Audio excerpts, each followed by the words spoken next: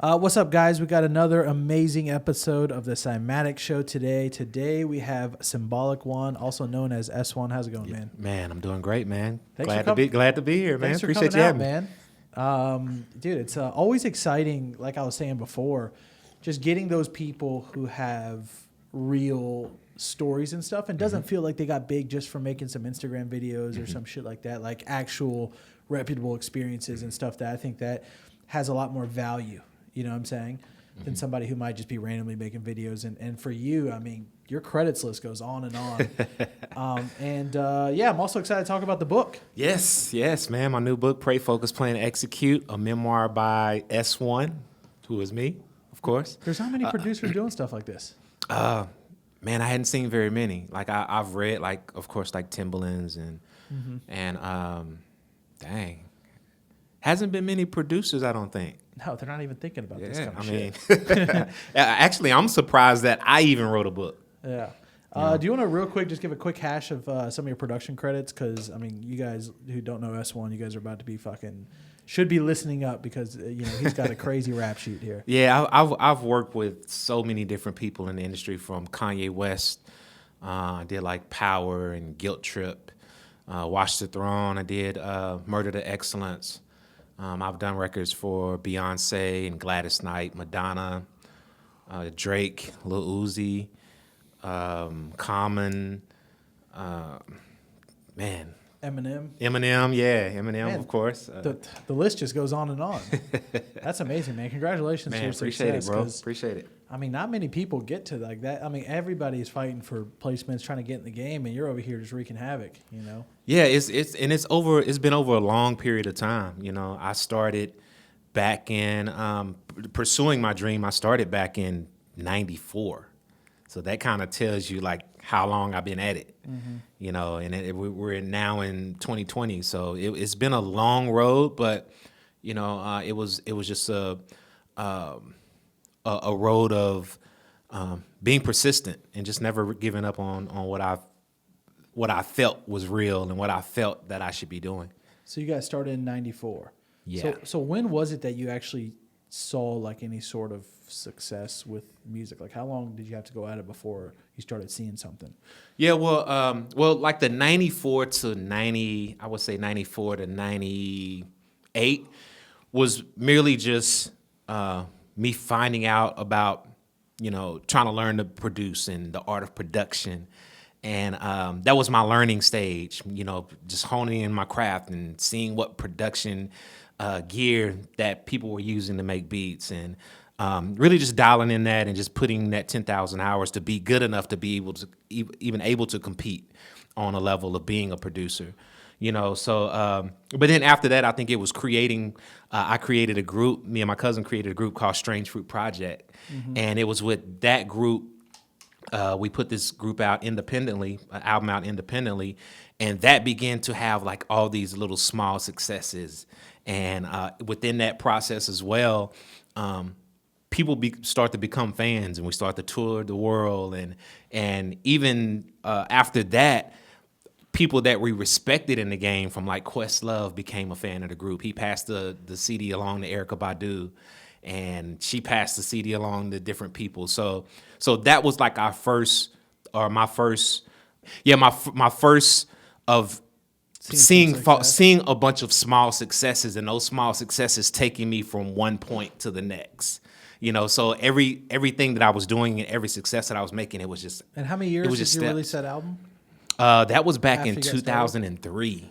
Okay, so you were already at it for a minute. So it's that I was at it for a minute prior to that. Yeah, damn, you've been in the game a long time. A long time. I was born in bro. '93.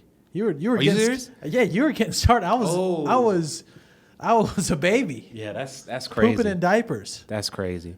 Yeah, so it's been a long road, man, and just being persistent and just never giving up on my dreams, because I always felt like this was what I was supposed to be doing.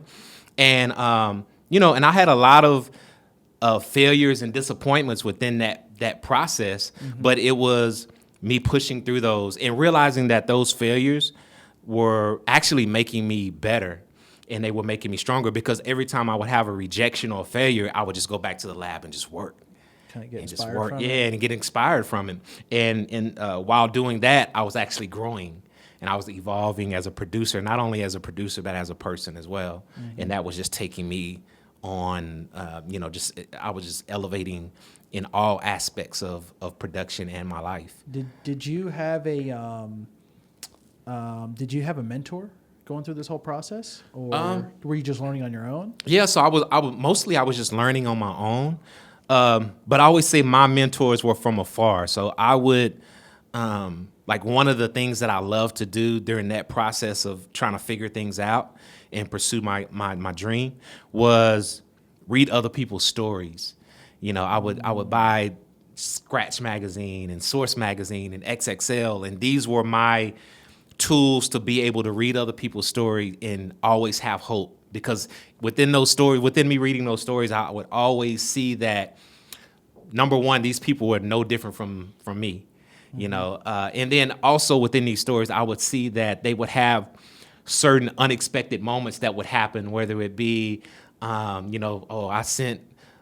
ran into this person who knew this person who gave my beat CD to this person, and it turned into getting a single for a person. So everything was always random and unexpected, which also gave me hope, because it's like at any given moment, anything can happen at any given moment, for me. So those type of things kept me motivated and inspired to just continue. Dude, I'm the same way. I love stories. Like when I read books a lot of times, I don't always like somebody telling me do this and you'll be successful. I like hearing stories. I like hearing actual stories. Yeah, like especially autobiographies where the writer is a person who is going through the shit. Because like even like Made in America, I don't know if you read that book by Sam Walton, how he started Walmart. I mean, the dude was just a broke random dude, and talk about massive patience to build Walmart. And I'm sure. He started as a little corner store that sold like 5-cent items or something like that. Wow. But just the way he like slowly built, and then just seeing people, because I read a lot of stories like that, seeing how long it took them. Yes. That's one thing that's helped me a lot, because me and Drew are like, dude, we're just having fun. We're just getting started. Yeah. Like, let's take the next 10 years to just really hone our craft, and be patient. And just to build on that, like, that's one thing too. I had to figure out how to love the process, because without that, like, there's so much frustration into trying to make an idea become a reality, so I had to learn how to love the process and just love what I do. And even till this day, sometimes it's easy to get caught up in the certain things, and you have to be like, yo, if it's not fun, then it's probably not aligned with what I'm supposed to be doing on my purpose. Yeah, 100%, man. Yeah. I definitely agree with that. What do you think about some of these producers who've been doing it a year and they're already trying to get their career rolling in terms of making money, selling beats when they're a year into it, which I think is kind of silly? Man, I think there's a lot more learning.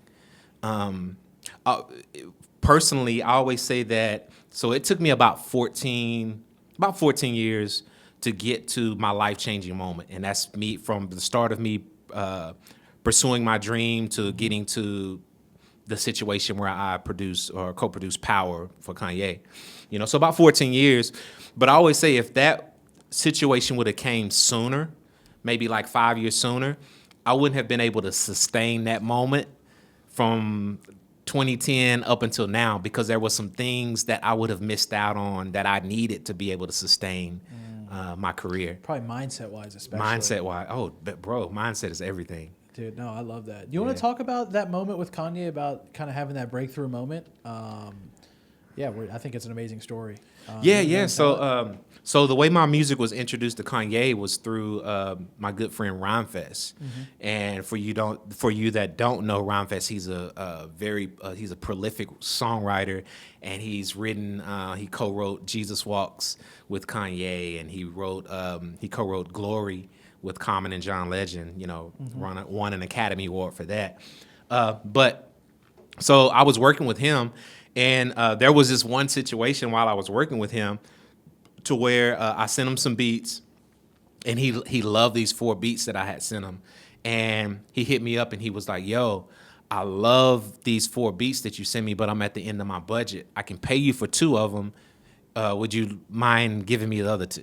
And that's pretty much what he said. So I was like, I'm cool with it, because at that moment I was still trying to get my name as a producer, out as a producer, and I was a fan of Rhymefest. So I was like, yo, pay me for those 2 beats, and I'll give you the other 2. And I did that really with no expectation of anything. But a couple of months later, he hits me up and he's like, yo, Ed, send me some joints over. I'll be in the studio with Kanye, and if I get the opportunity, I'll try to play some joints for him. So I shot him those beats, and a couple of weeks later, I randomly get a text from Rhymefest, and the text said, Kanye is loving your stuff. He said he's about to change your life. You know, so I'm reading this text like, yo, like, what does this mean, you know? So yeah, and a couple of days later, I'm actually on a plane to work with Kanye. Damn. Just like that. Was that a crazy moment? It was a crazy moment, man. Did you even believe it? Like getting on the plane? No, What I really didn't, because prior to that, and I actually speak about this in my book in a chapter called No Failure, No Fuel. Prior to that, there was a few situations where I thought that was going to be my breakout moment. And it was me having songs with these artists. And I was like, yo, this is it. This is the joints of the projects that's gonna take my career to the next level. And every single one of those situations fell through. So I was very discouraged, but not knowing that like God was already preparing like this situation for me unexpectedly, you know, saying that, okay, this didn't happen, but I got something better for you. Yeah. You know, so it was one of those moments of like, yo, how is this even happening right now? Yeah. It's like one of those random moments you were talking about. It's a random moment, man. So I'm curious about this story. All right, so you get called out. Now you're flying out. So what are you going out to do exactly? So I'm going out to pretty much just work with Kanye. In that flight, that 6-hour flight to Hawaii was. Was he in Hawaii working at the time? Yeah, he was in Hawaii working at the time.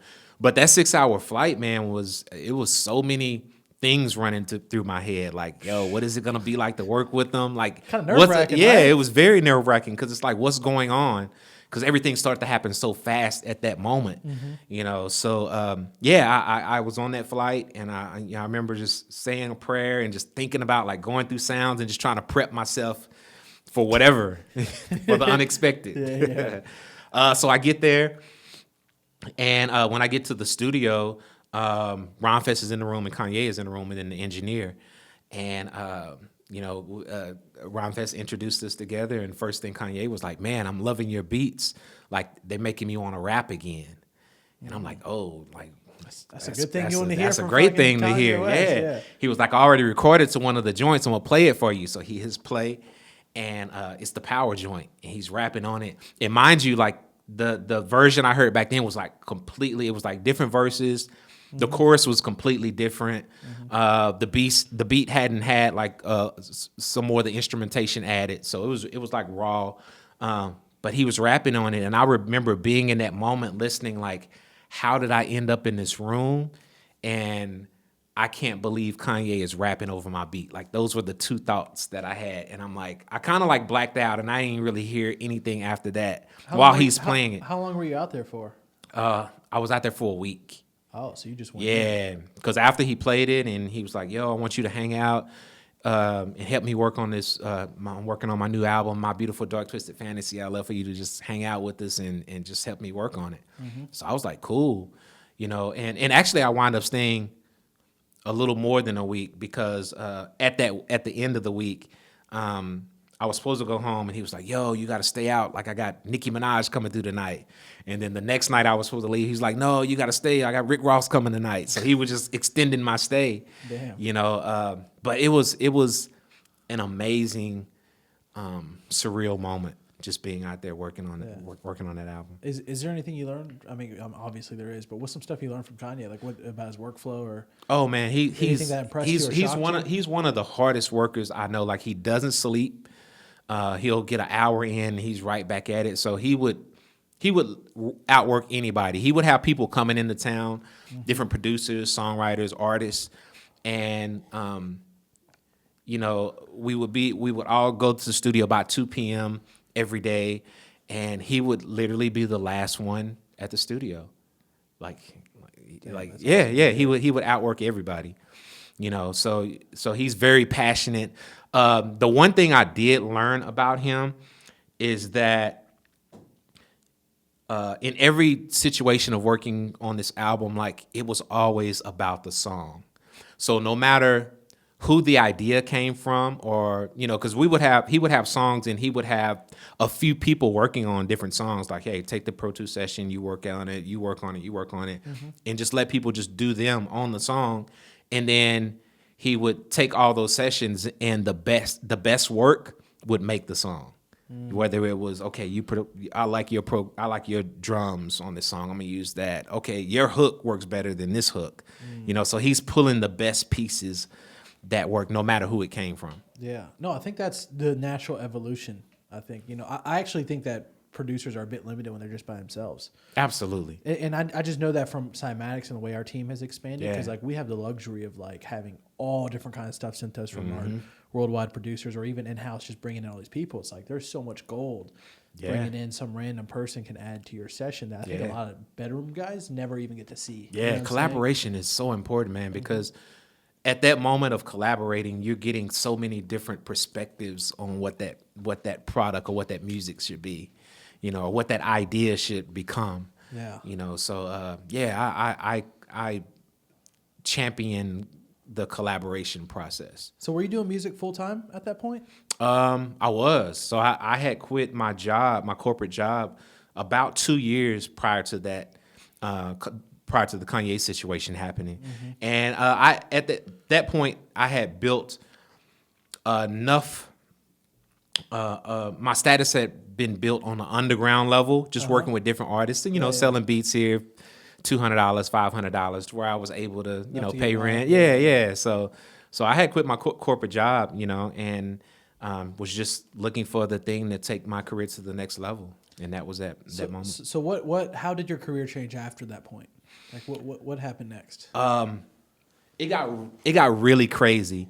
So at that moment, once power dropped, it was everybody just coming at me like crazy. It was insane. It was actually overwhelming, very overwhelming.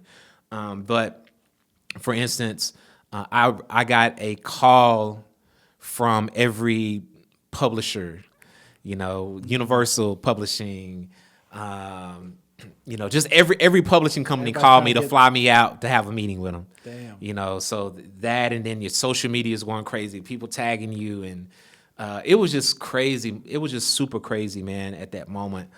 And I remember, like, after that official moment, like, I wind up signing as a producer to Kanye's Very Good Beats. So at that moment, I was always with them, whether it was London, Australia, New York, or Hawaii. Yeah, I was just always with them, and I was learning from them, and then I was also just working and meeting new people. So it was all these moments that was building. I was able to kind of build my career and build, something real relationships with people, and real things that was able to that I was able to utilize. Yeah, no, that's fucking super inspiring story, man. Crazy, right? Just out of no. So was there a big domino effect in terms of some of these other big names you're talking about? Like, how did for example, working with Beyoncé and stuff and Madonna, like, did that sprout from that moment? Yes and no. So for instance, the Watch the Throne did. For instance, so I had did my deal with Kanye.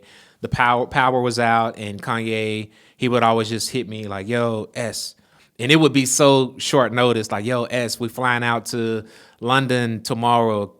Me and Jay gonna start our album together. Can you come out?" So I would get emails like that from him. So wind up going to London and work on the Watch the Throne with him, and that's when I met Jay. And because Jay was there, Beyonce was there with him, so I met them at the same time. And that was a moment, because it's like, yo, this is J and B in the same room. That's crazy. So yeah, starting that process and working on the Watch the Throne album. And then after that, we went to Australia to work on the album some more. And Beyonce was there. So with her being there, I was able to build a relationship with her and start creatively working on things with her. And then she wound up flying me out to New York to work on her album, The Top of the Year. So everything was kind of a domino effect. But then that's that inner circle. But then outside, because of the power joint, I was getting calls for other projects, and other artists were hitting me up for things. So it was kind of like a collage between the two worlds. Yeah, I mean that's amazing, man. It's that's a hell of a run. You know what I'm saying? Oh man.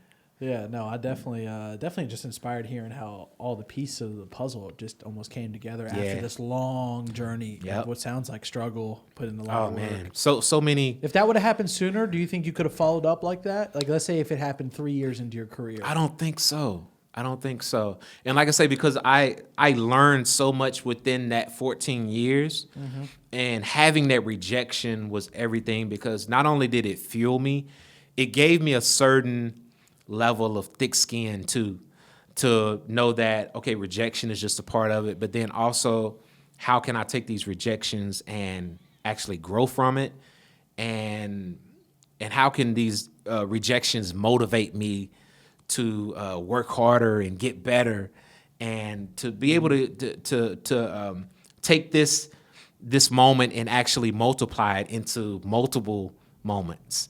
You know, so that's really what that done. That I credit those failures so much in my journey of getting me to the next level. Yeah. Yeah. That's super inspiring to hear. Is there a piece of advice you would give the producers out there? Because so many people are begging for that to happen to them. Yeah. Is there anything that producers can do? Because I know you said it's a bit random how it happened, but like let's say somebody watching this, kind of a newer producer getting into it. Is there any piece of advice you can give that person to set themselves up best for something like this maybe to happen? I would say just work hard, and you have to put the time in your craft. I think that's the main thing. All the things that happen in the post, you can't really maximize that if you're not really good at what you do and really understand what you do and putting that 10,000 hours in and really perfect your craft and your gift. You know, so I think that should always be the priority. And then once you have that, people will gravitate towards that, you know, because you're good at what you do. You know, so I would say that. And then in the process of getting there, you have to have patience. You know, patience is that thing that keeps it all together. And just knowing that, because I would tell myself that now, understanding how patience work. And it's just knowing that nothing really happens until God pushes the button for it to happen. So it's like control what you can control and what you have control over, which is putting the work in, being consistent every day, you know, applying principles, planting seeds every day, building relationships, those things you have control over. But when things actually happen, we have no control over that. So don't let that frustrate you within the process of trying to get there. No, I think a lot of people need to hear that. Straight out. No, that's amazing. Do you have a certain low point? Like, would you say during this journey, like one of the lowest moments that you felt like nothing was going to work and you almost maybe felt like quitting or something like that? Yeah, I actually speak about that in my memoir. It's a chapter called, and I think I might have mentioned it a little earlier, but it's called No Failure, No Fuel. And it was a moment in my life to where I had these, I thought these certain placements that I was gonna have or was projected to have was gonna be my life-changing moment to take my career to the next level. But those wind up not happening for me, you know. So they happened back to back. And then in the process of that, I was dealing with a lot of personal things. You know, my marriage was in shambles, and I was dealing with a bunch of just inner demons. And that moment, I had to really step back and reassess myself and really see, okay, I need to first rebuild myself. So I kind of stopped doing music at that moment because I know I needed to rebuild myself, make sure that my marriage was back on point. And then after that, things just slowly start to get better. And then boom, that's when the Kanye situation happened. Damn. Yeah. No, that's awesome. No, that's really inspiring to hear. So I heard you talk about how each chapter, because I haven't dove through it, the whole thing yet, each chapter is like a story, essentially, that you've had in your career. Is there a certain chapter that really is like, what would you say is your favorite chapter and favorite story? Because I want you to tell it, you know, your version of it here. Oh. Like one of these. I would say either a chapter called Enter Baduism or the Beyonce chapter called Bee Stings. Let's talk about bee stings. Okay. Yeah, let's talk about bee stings. Yeah, so Bee Stings is a chapter of how the whole me working on the 4 album with Beyonce came about. And like I was saying, I met Beyonce working with Jay and Kanye on the Watch the Throne album. So when B flies me out to New York at the top of the year, I get there and I'm like, okay, yeah, I got these beats all ready for. I'm about to play these beats, So I start playing her beats, and I get about maybe 3 or 4 beats into this session of playing her some beats, and then she stops me, and she says, she was like, well, I don't need any more beats for my album. And I'm like, okay, why am I here then? If you don't need any more beats, She says, I already recorded 75 songs for my album. And, at that moment, just how you did that, that's how I felt.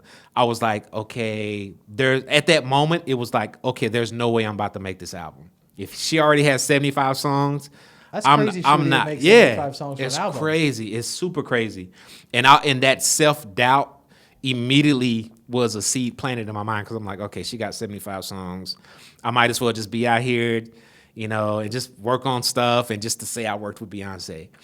But she was like, she continued the conversation and she said, I have 5 songs that I love the songs, but I don't like the production on them. So I want you to take these 5 songs and rework them for me. So that was the goal for the week. I took those Pro Tools sessions, and I had my guy Caleb Sean, who's an incredible keyboardist, with me. So we locked in the room, and we would work on these songs for her, and it was so much pressure, man. Like, she would come in the room and be like, y'all done? And it's like, no, we're not done yet. And it was just so much pressure on trying to get these songs right and done. And to fast forward a little bit, so before the end of this week, she had these listening sessions. And in these listening sessions, she would have maybe like 20 people assembled. And she would play the song. She had already narrowed it down to 25 songs. And within that 25 songs, 2 of the songs that I had did was in that 25. Oh. So I'm like, okay, that's a good sign. Now I'm back thinking like, okay, I could possibly make this album. So 2 songs within this 25 song format. And so she plays the songs, and everybody has a scorecard within this within this listening session. So they scored, what's the best song? What do you think song should be singles? Do you think this song should be on the album? So at the end of each listening session, the first listening session, the song that we did was called Best Thing I Never Had. And that was number 2 out of the 25 songs. In the next listening session, it was number 1. So it's like, oh, snap, we do have a chance. So leave New York, and I'm waiting for months, not hearing nothing back from her team. So I'm wondering, like, man, did the song work the album? I'm texting, like, Tata, who was working at Rock Nation at the time, like, yo, because he was out there as well. Has she decided the track listing yet? And he was like, no, she's still trying to decide. And then maybe a couple of months later, he calls me. He's like, yo, congratulations, you made the album. And I was like, oh, snap. And then he continued and was like, and you guys got the second single from the album. And I was like, wow. This moment, it took me back to that moment of hearing I've already recorded 75 songs. And for me to have her single was like, okay, nothing is impossible. You just have to push through it. And you never know how things will end up.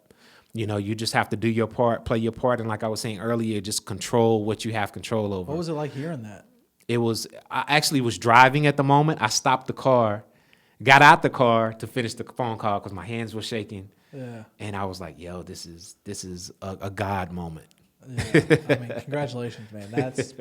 I can't imagine Beyonce coming in the room like, I'm just trying to like work on stuff. Yeah, it was a pretty crazy story, man. And of course, in the book, I get a little more detail with certain things that was happening, but that was the short edited version of it. No, that's amazing. I mean, that's why I'm excited to dive down and really read this whole thing, because I'm like, there's so many. Like, it's really good when I have a podcast guest and I'm like excited to hear. That's dope, man. Because sometimes when I bring Appreciate people in that. and they're not necessarily like, I'm not going to say lower than us, but kind of like, okay, I kind of know a lot of shit you're talking about. But you're like, the stories you're telling, man, they're really inspiring, I appreciate it, man. Yeah, and really, the purpose for the whole book, man, was just to be able to like inspire people, man. I'm passionate about. I have a purpose of encouraging and inspiring and impacting people. So I felt like, earlier when I was talking about me reading other people's story and them inspiring me and giving me hope, after reflecting back on all that I've been blessed to accomplish, I was like, man, I can really help and inspire some people through my story. So that was like the whole reason for doing this book, is just to be able to encourage and impact people, man. You know what's funny is that, like I said, when I was preparing for this, I was watching every interview you had, YouTube, diving around, digging through YouTube, just finding little things. And as I start to watch and listen to you talk and stuff, I'm like, S1's fucking up. Because I'm like, dude, you got a crazy story. I'm like, dude, more people need to hear this stuff. You know what I'm saying? I'm like, that's why I was agree. excited. I agree, man. I agree. I was like, man, this guy's a superstar here. We gotta tell the story, I sure and I appreciate knew that. instantly, I was like, okay, some of the episodes we might dive into specific productions. And I was like, no, this guy needs to be telling stories the whole Man, fucking I time, appreciate that, bro. Because, at the end of the day, you can find out what's the best compressor from the next, whatever YouTube channel, but you can't hear about fucking Beyonce story. Yeah. You know what I'm saying?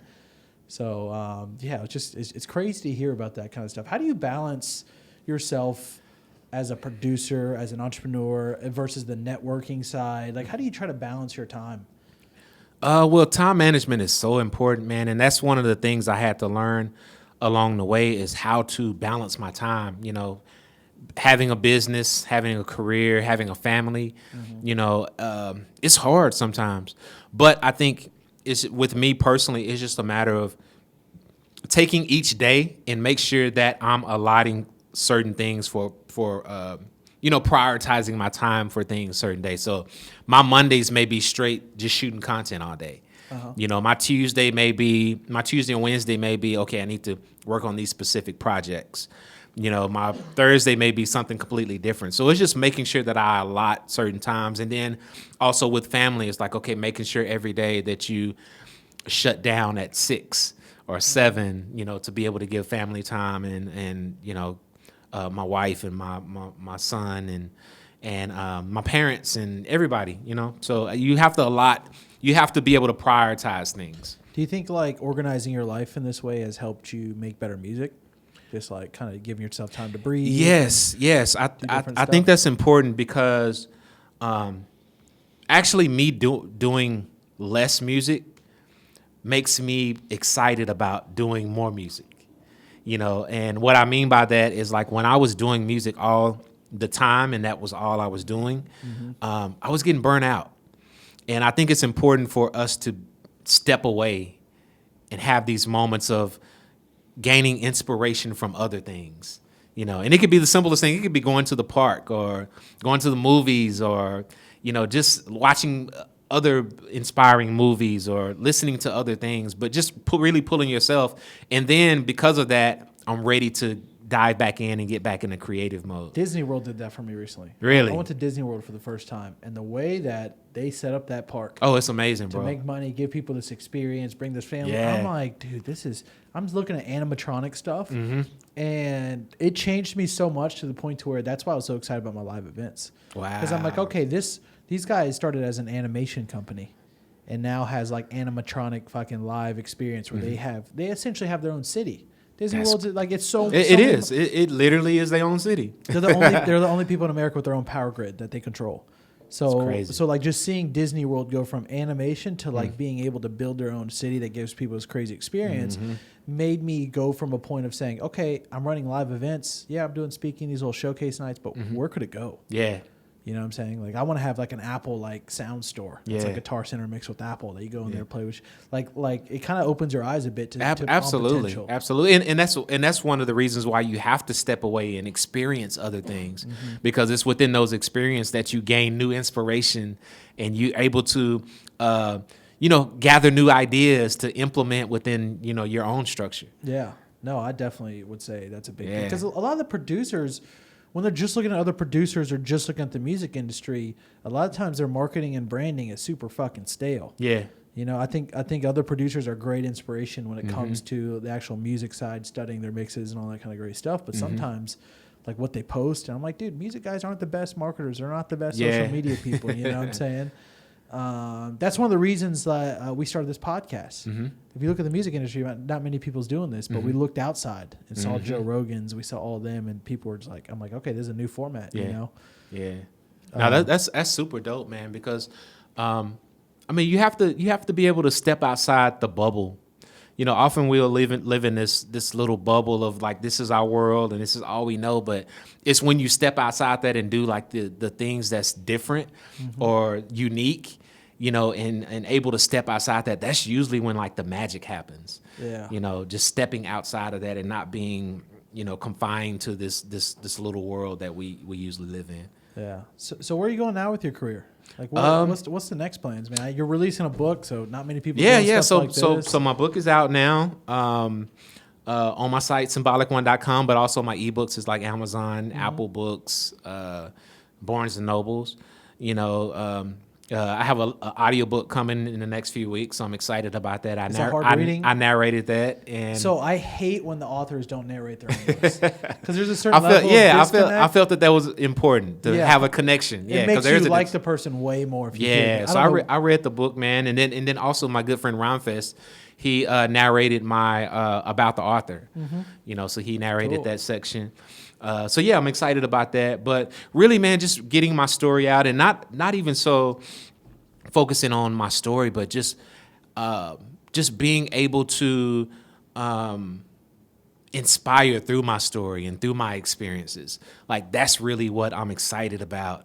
And I've been getting so much great feedback, and people will hit me and be like, yo, I'm on chapter 18. Like, this is where I'm at right now. Thank you for sharing this with me. Or, yo, chapter 5, like, this really helped me because this is what I'm going through right now. And that was the whole purpose for writing the book, is to be able to help people through certain situations and just give people hope.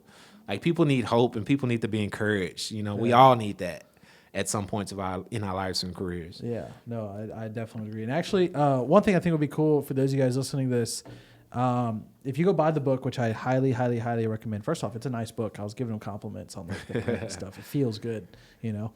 But yeah, so if you guys go buy the book and literally send support@Cymatics.fm a screenshot of this, and we'll hook you up with a free $25 gift card.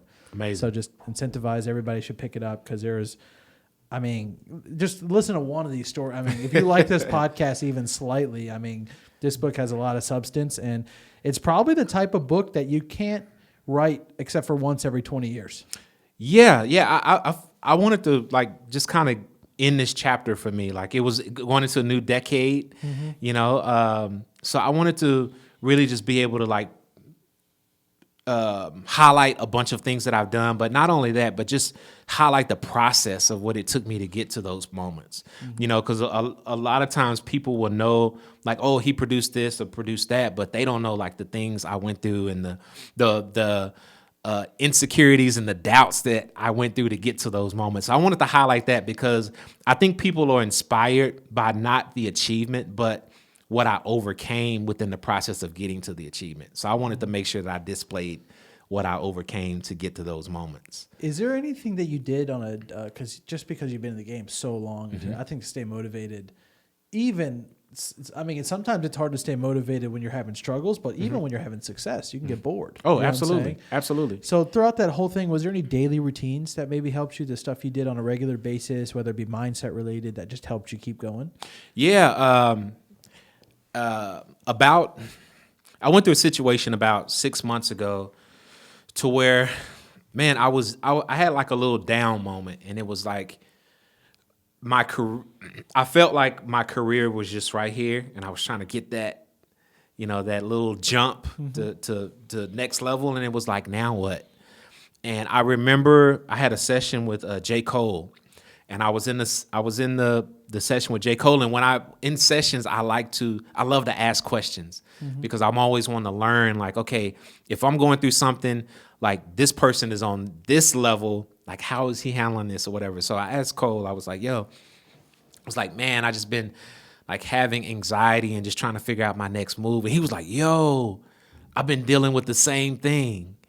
And he's like, man, he was like, I kid you not, like a few months ago, I was like, okay, what's next for me? I felt like my album had did this and I've accomplished so much. Like, what's next? And I felt like it was about to be my drop off. And I was like, wow, really? You felt like that? And he was like, yeah.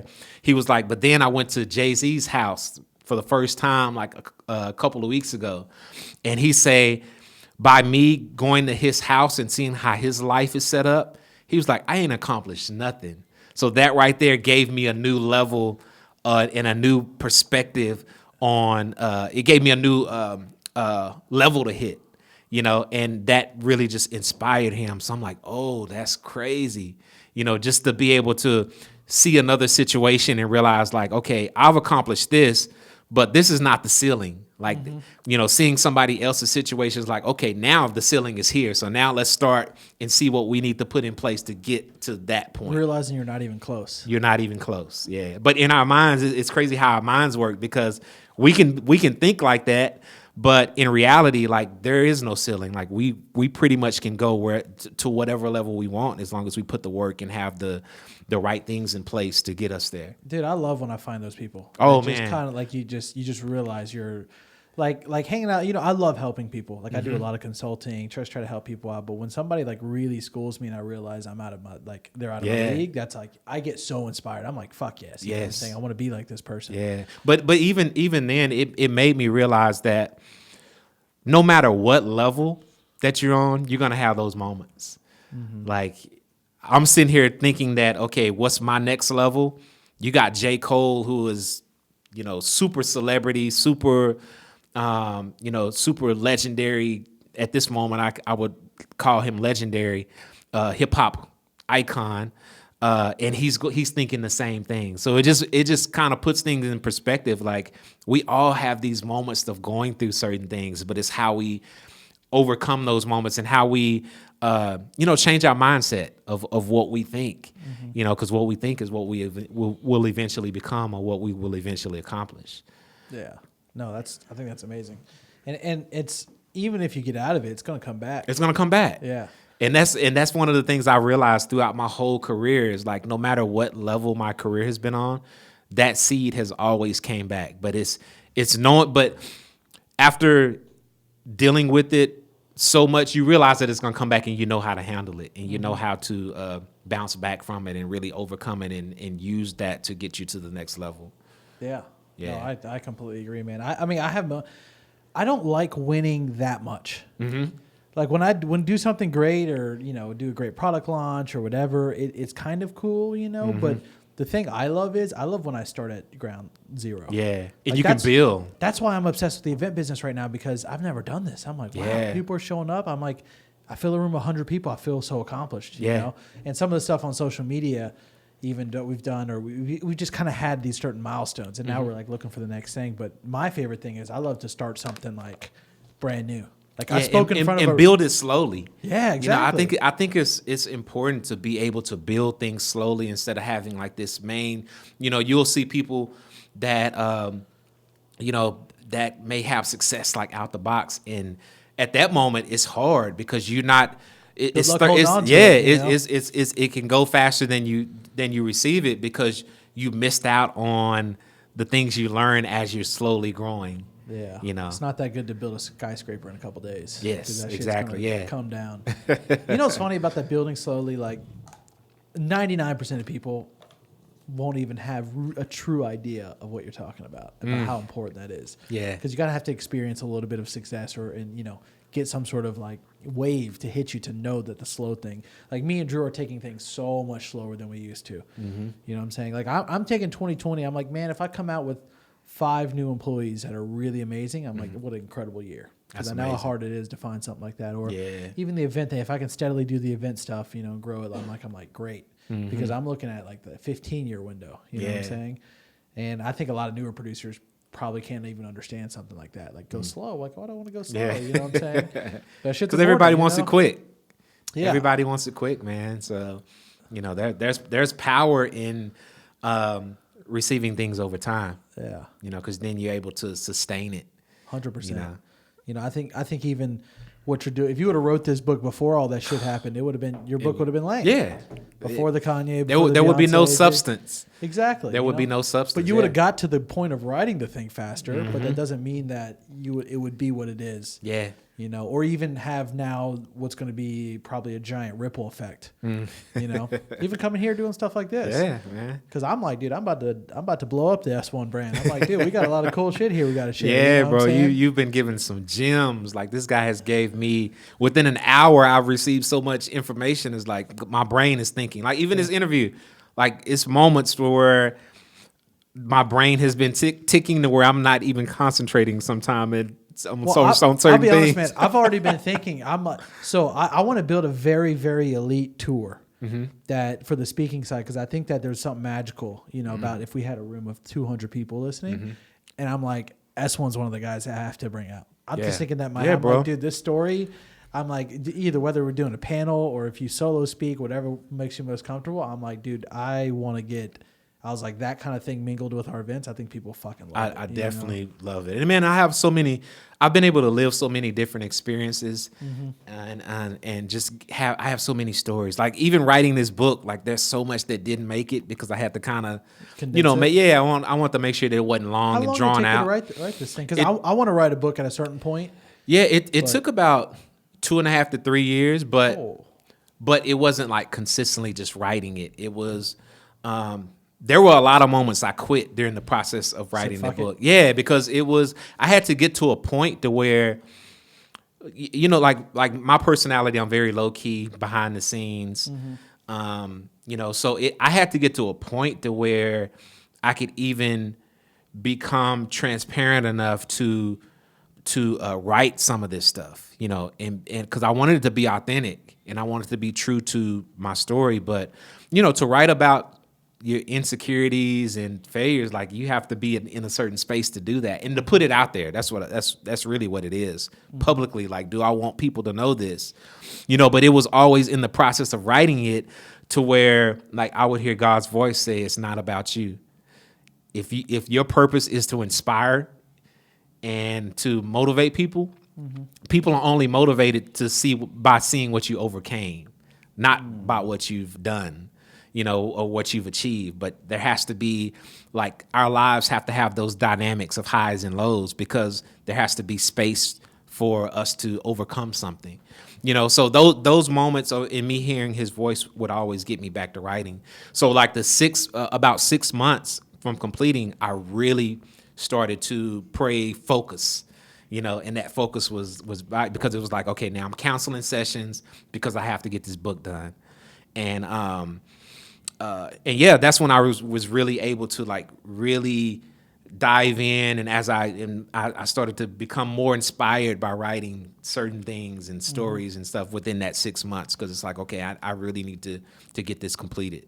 Yeah, no, I mean, that's amazing. Do you want to talk real quick about the title of the book? Because, I mean, you have Pray, Focus, Plan, Execute. Yeah. So yeah, the title is Pray, Focus, Plan, Execute, and it's pretty self-explanatory. Like, pray is a representation of always acknowledging God for, like, all my accomplishments have nothing to do with me. It was all God aligning certain situations and putting me in certain rooms that I had no control over, you know. So that's pray, just always having a conversation with God, and then also having gratitude. You know, I think that's important, is waking up every morning and just being excited about another opportunity to impact people and be great. You know, focus, kind of the same thing as what I was just saying, just being at a point to be able to cut out all the noise and anything in our environment or in our atmosphere that's distracting us, being able to block that out and only focus on the goal or only focus on the dream. You know, that's very Focus important. It's hard, man, especially now with so many different distractions and social media and just life problems, period. You know, so you have to get to that point to where you can only see your goal and nothing else matters but what matters. For me, I have to say no. That's the secret. Like, secret for me to focus is not good ideas. Me and Drew come up with ideas all day. It's like, find the shit that's like, all right, I got to cut this. Yes. I can't do this. Yeah. You know? Yeah. Sweet. What about plan? Yeah. So planning is writing your life's map. I developed over the last 20 years, I developed the habit of always writing things down, you know, and always seeing or visualizing what I wanted to do. And just looking from now, I could go back to old tablets that I've written things that I want to do or tasks or to-dos, and mostly all of them have came true, who I wanted to work with. So I feel like it's important for us to write things down because that's what makes it real at that moment. I wrote down, that's crazy that you say this, because I was journaling a lot maybe 5 years ago. Every morning, just writing my goals.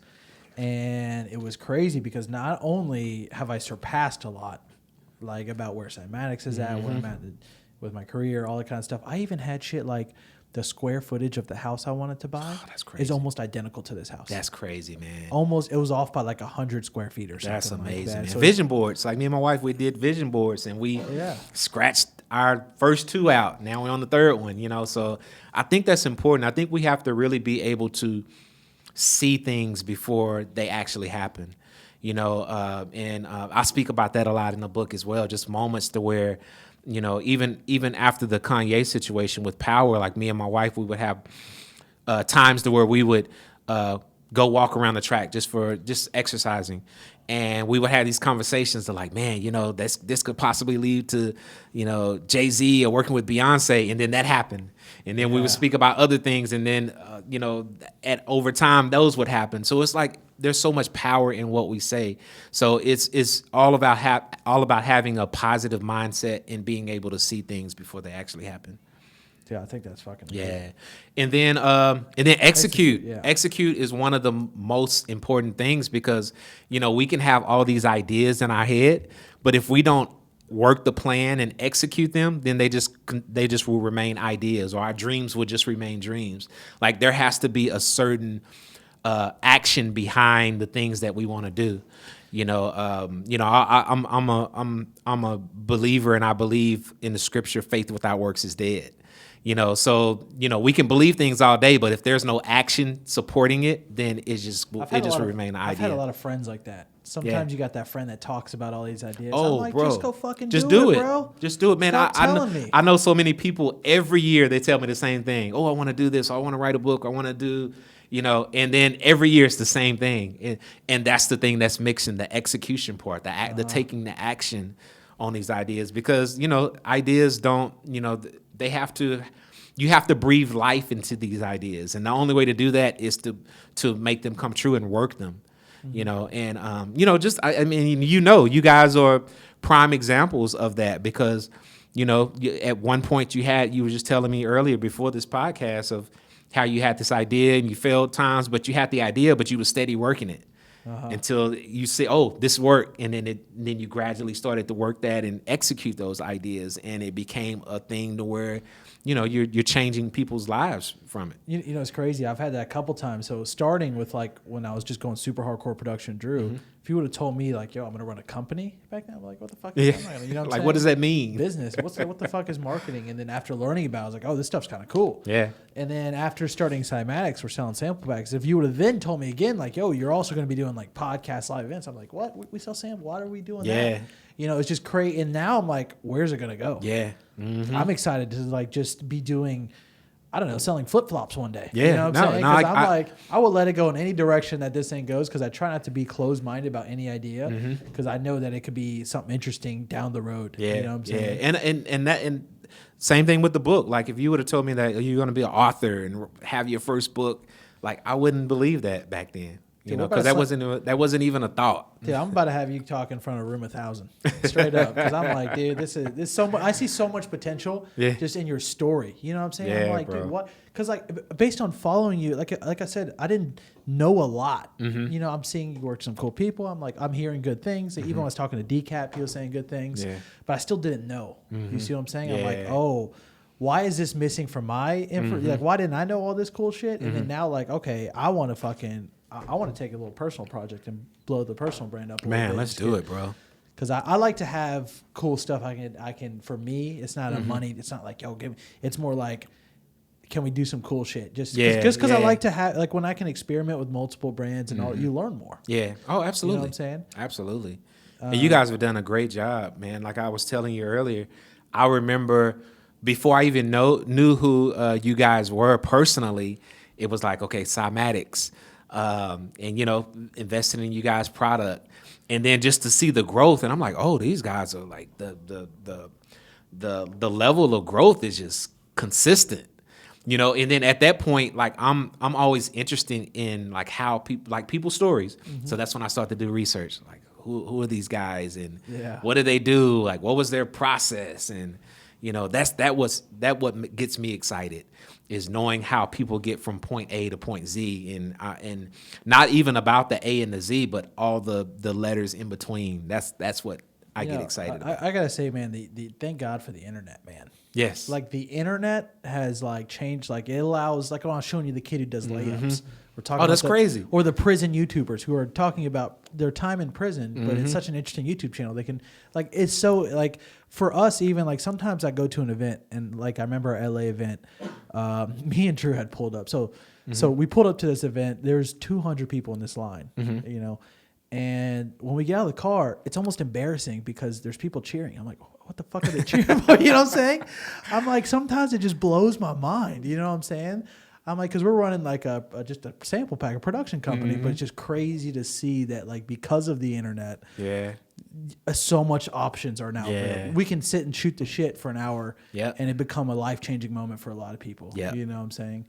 That's what I'm just thankful for the internet. It gives a platform to be able to have access to the world, and access to real people. Do you think it's easier these days to be successful? Because you're back in the day, you're making connections, but you're making connections in the world. Like mine was having none of this shit existed. Real connections. Like I had to get out to events and at the moment after creating my group, it was like, okay, how can I take my production, because at that point, me being able to create a sound for my group was everything, and I was able to build, but it's like, okay, I don't want to be just known for just creating a sound for this group, one sound. I can do multiple things. How can I be able to put myself out there to let people know that? So that's when I started doing these producer showcases and the producer beat battles. Like I went through that phase of that scene for about 3 or 4 years.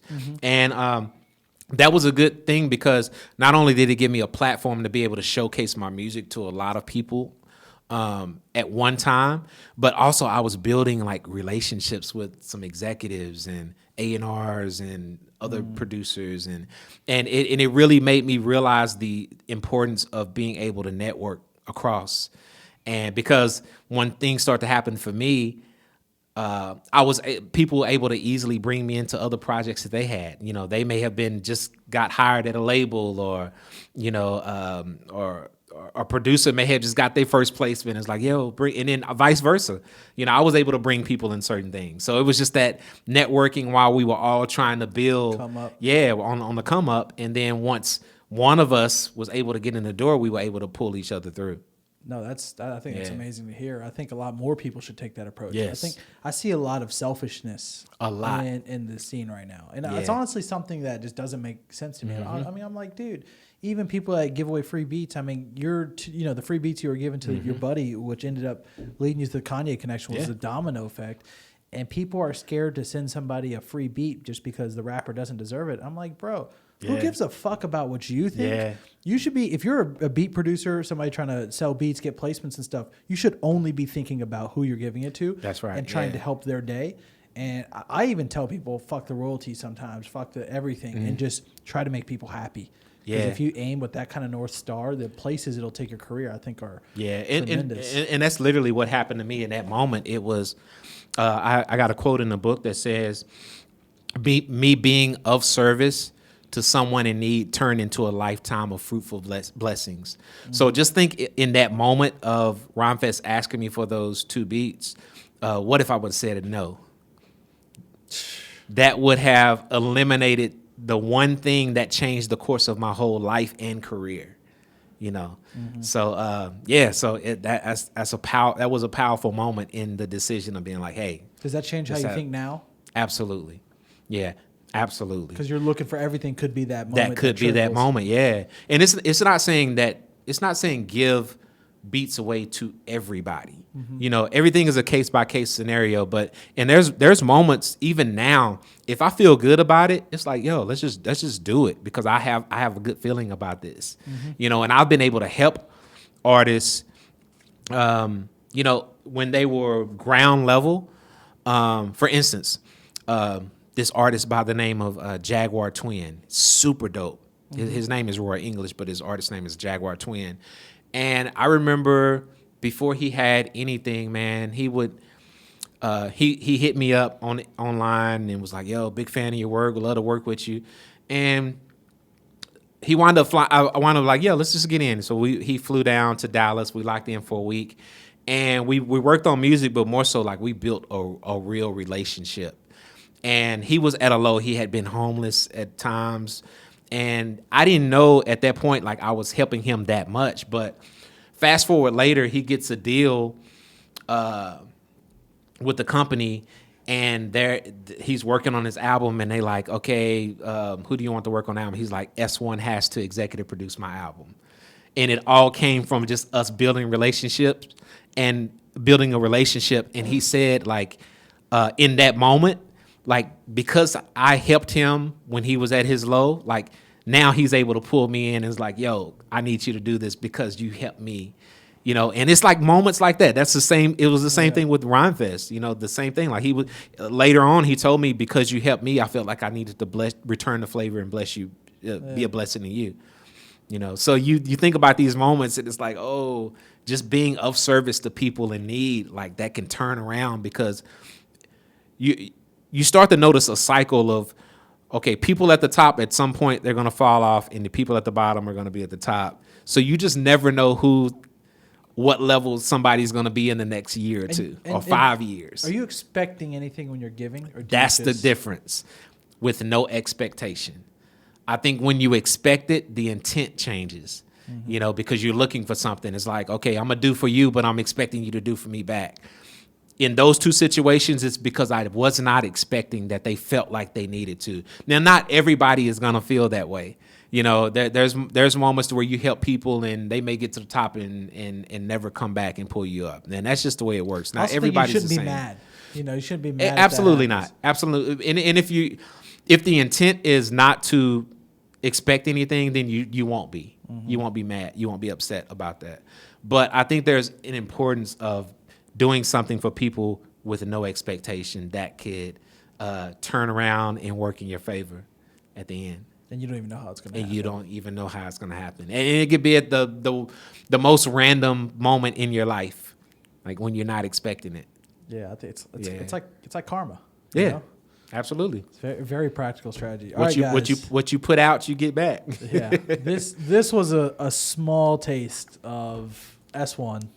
And if you guys got any value, I would like pause this right now. Fuck the Cymatics show. Go over to his website and go pick it up because I mean, so much to learn. I think. Yeah, man. It's and you know, just to break it down a little more, like it's 21 chapters, and each chapter is, like you were saying, a story, and it's a specific story in my life, career, and I tell the story, and then at the end of each chapter, I added a section called a reflective moment. And the reflective moment is me just giving my insight and my bird's eye view of the situation and really connecting the message with the personal experience. You know, so you actually get the message within the story in the reflective moment. No, I think that's amazing. And don't forget, guys, if you buy this and just literally email support@cymatics.fm, I'll hook you guys up with a $25 gift card. Just to extra incentivize, because I want everybody to go buy this book because I think more people need to hear your story for sure. Yeah, man. Other than that, man, I think this was one of the best episodes of the show. Man, bro, I appreciate you having me, man. I love just being able to, just be able to inspire people, man. And this gave me a really good platform to be able to inspire like other producers and just be able to impact. All right, very important. Great episode of the show. Yes, sir.